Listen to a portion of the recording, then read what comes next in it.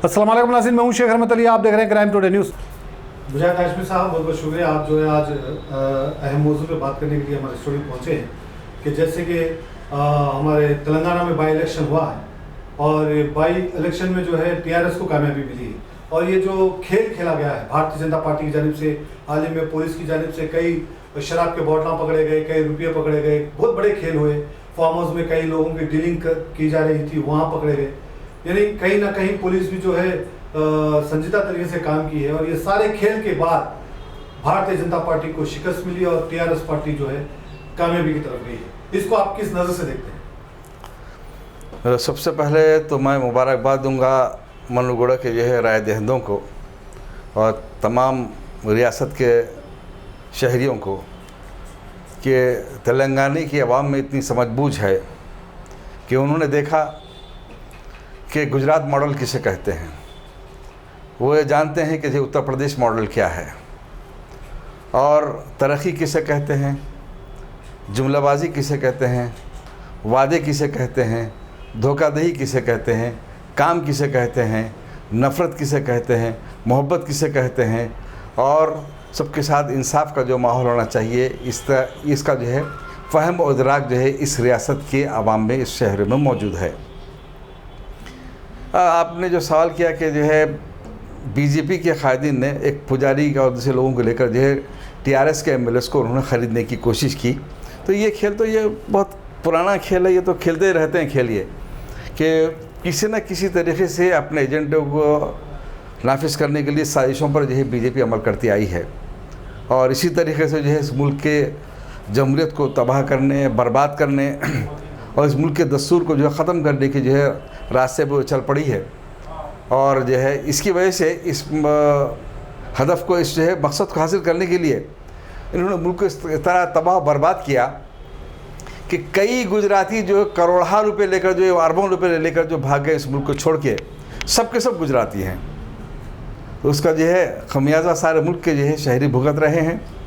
आज गैस की कीमत क्या थी, पेट्रोल की कीमत क्या थी, आज क्या है क्या नहीं, सब हो रहा है।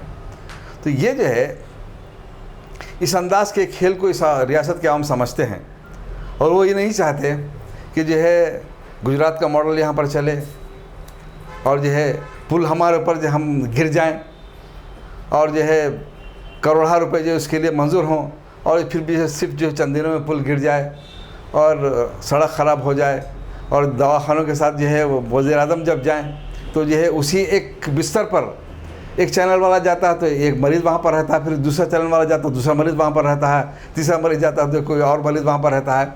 ये खेल, ये जो है धोखाधड़ी का, इनका मकसद सिर्फ और सिर्फ माल को लूटना है, लोगों को बेवकूफ़ बनाना है, नफ़रत की बुनियाद पर, मज़हब हिंदू मुसलमानों की बुनियाद पर, मुसलमानों की दुश्मनी के ऑक्सीजन पर अपने आप को ज़िंदा रखना चाहते हैं।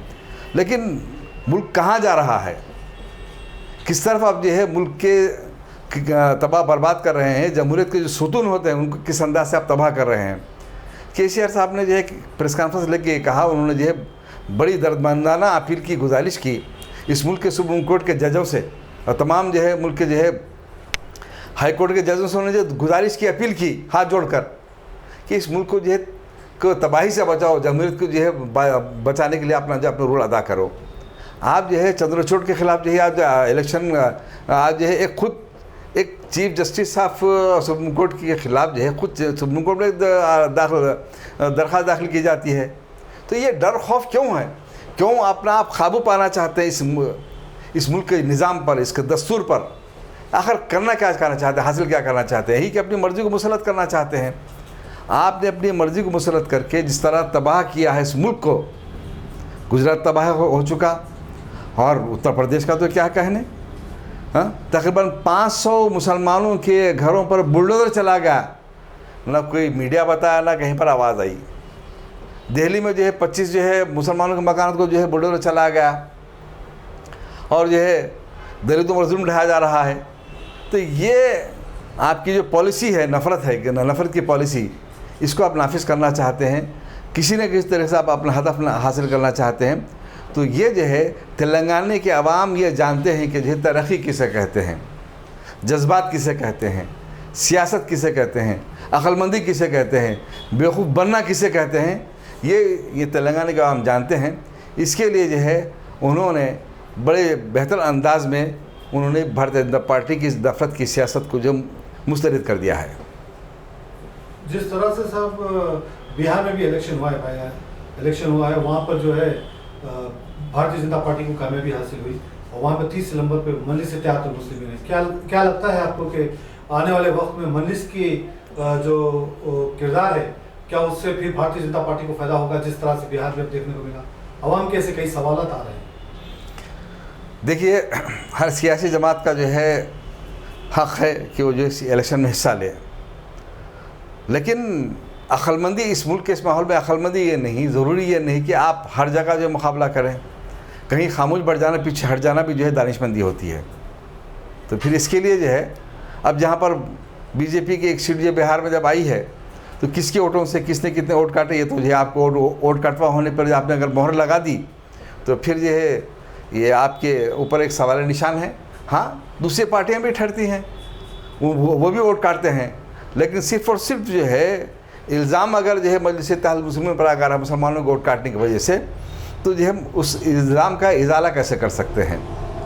तो उन मकामात पर जहाँ पर आपकी वोटों का तनासब क्या है, परसेंटेज क्या है आपका वोटों का, 40% है, 45% है, 90% जो है जगह अगर आपकी जो है मुसलमान वोटर्स हैं देवबंद में, वहाँ से बीजेपी का एमएलए अगर जीतता है तो आपकी मनसूबाबंदी कहाँ है?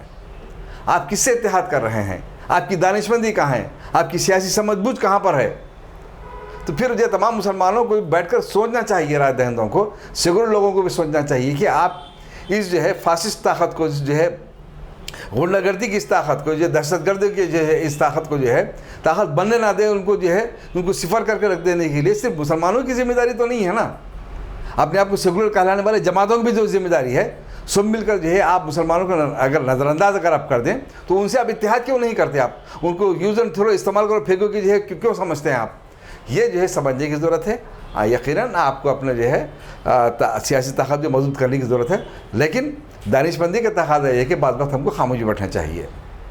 जिस तरह से आज टीआरएस पार्टी को कामयाबी मिली है, अब इस पर एक सवाल या निशान होता है कि राहुल गांधी का भारत जोड़ो यात्रा हुई थी और शमशाबाद से वो आ रहे थे, तो उन्होंने भी कहा कि तेलंगाना में, हैदराबाद में जब वो आ रहे थे तो सड़कें सही नहीं थी, जगह जगह पर गड्ढे थे और यहाँ के तरक्यात के कामों पर उन्होंने सवाल उठाया। दूसरी तरफ असदुद्दीन अवैसी अपने आप को ये कहते हैं कि भाई हमारी हमें जो है हम और मजबूत होंगे, हम हमारी पार्टी मजबूत होंगी।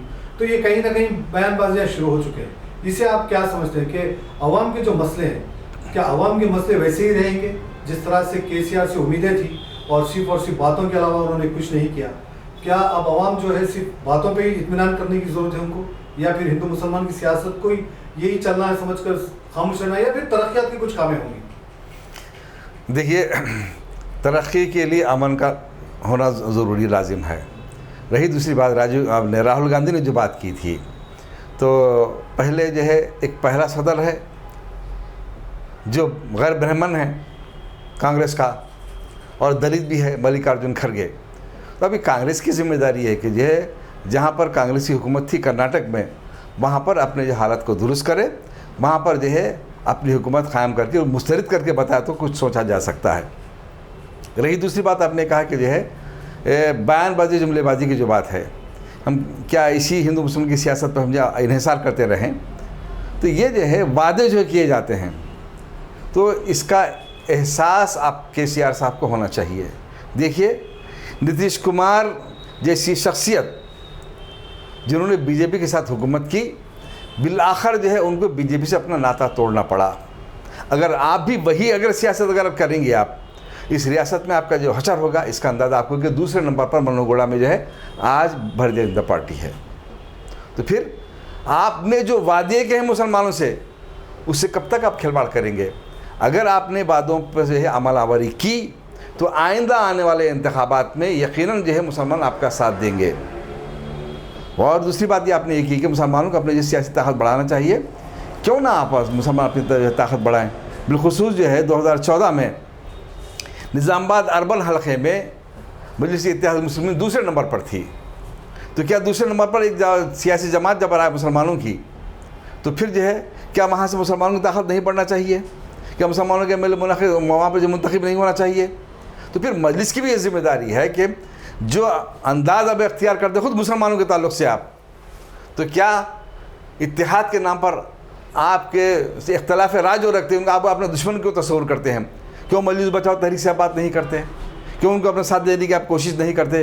क्यों जो है आप जो भी आवामी मसाइल उठाता है उनके घरों पर आप जो है पत्थर करवा देते हैं? आपके सिस्टम को पहले सही कीजिए। आप जो जिस पर इन्हिसार कर रहे हैं मजलिस इत्तेहाद मुस्लिमीन, जिन जो है नाअहल जाहिल लोगों को ऊपर आप इन्हिसार कर रहे हैं, उन लोगों से आपको जो है हटाना पड़ेगा, आपको काबिल लोगों को लाना पड़ेगा। अगर आप पर तनकीद की जाती है तो जो है आप ये कहूँगा सूरत शमशीर दस्त खदा में कौम जो करती है हर जमा अपने अमल का हिसाब। आप पर तनकीद करने को जो आप दुश्मनी से आप तस्वुर जो करते हैं, गलत ख्याल है आपका ये। आप अपना मुहासिबा करें, अपने आप को दुरुस्त करें और लोगों से रुजू हों और गलतियों से माफ़ी चाहते हैं। मुसलमान जब दूसरों को जिताते हैं तो फिर आपको क्यों नहीं जिताएंगे आपको? तो लिहाजा आपकी ज़िम्मेदारी है कि वसूल क़ल्बी का मुज़ाहरा करें। आप जो मजलिस बचाओ तहरीक से मुझे इत्तेहाद की बात करें और ऐसे तमाम लोगों की तथहीर करें जो है अपने बदआमलों के जैसे मजलिस इत्तेहाद मुस्लिमीन की बदनामी का बाज़ बन रहे हैं। जब कहीं जाकर जो इस रियासत में अपनी ताकत को जो है मजबूत कर सकते हैं, वरना जो है फिर आप जो है आप पर जो लेबल लगा हुआ है वोट कटवा का, तो कहीं ज़्यादा मकामात पर अगर आप जो है अपने 50 सीटों पर मुकाबला अगर आप करेंगे तो ये जो है खुलम खुला यहाँ के मुसलमान, यहाँ के राय दहिंद इतने जो है अक्लमंद है, बाशऊर हैं, किसका क्या जो है अंदाज़ का मौका भी इख्तियार करके जिसको जहाँ पहुँचा देना उसको अपने जो मुकाम पर पहुँचा देंगे। सब यहाँ आखिरी सवाल, जिस तरह से गुजरात मॉडल और यूपी मॉडल और उसके बाद जो है कर्नाटका मॉडल, अब तेलंगाना मॉडल भी कहीं ना कहीं बनेगा, ये लोगों में फिक्र है, डर है, क्योंकि केसीआर जो पॉलिसी कर रहे हैं, केसीआर जो रास्ते पे चल रहे हैं, कहीं ना कहीं लोगों को लगता है कि केसीआर वही मॉडल लाने की कोशिश कर रहे हैं। इसे आप किस नज़र से देखते हैं? देखिए, इसलिए मैंने नीतीश कुमार के पहले आपको आपके सवाल का जवाब दे चुका हूँ, मैं मिसाल दिया हूँ कि नफ़रत की सियासत और जो है वादा खिलाफ़ी की सियासत, बिलखुसूस मुसलमान के हुकूक़ को ख़त्म करने की सियासत, वक्फ बोर्ड को तबाह बर्बाद करने की सियासत और उर्दू को जो तबाह बर्बाद करने की मुसलमानों के साथ नाइंसाफ़ी की जो सियासत है, इसको आप ख़त्म करें। इंसाफ का अगर आप इंसाफ पर अमल करेंगे और आप, तो आप जिस आवाम को अपना जो है सब कुछ समझ रहे हैं, उस ताकत से भी डरिए जिसको आप पर जिस पर ईमान भी रखते हैं, डरते भी हैं आप, तो जो है मदद उसके साथ आती है जो तमाम इंसानों के साथ इंसाफ का सलूक करता है, उसका हक़ अदा करता है। आप हक़ अदा कीजिए।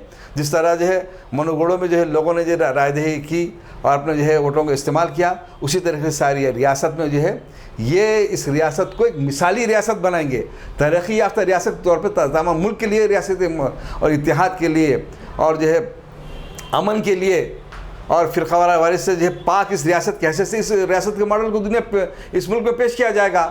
अगर आप फिसल गए तो फिर आपका हशर और अंजाम क्या होगा, आपको खुद इसका अंदाज़ा कर लेना चाहिए।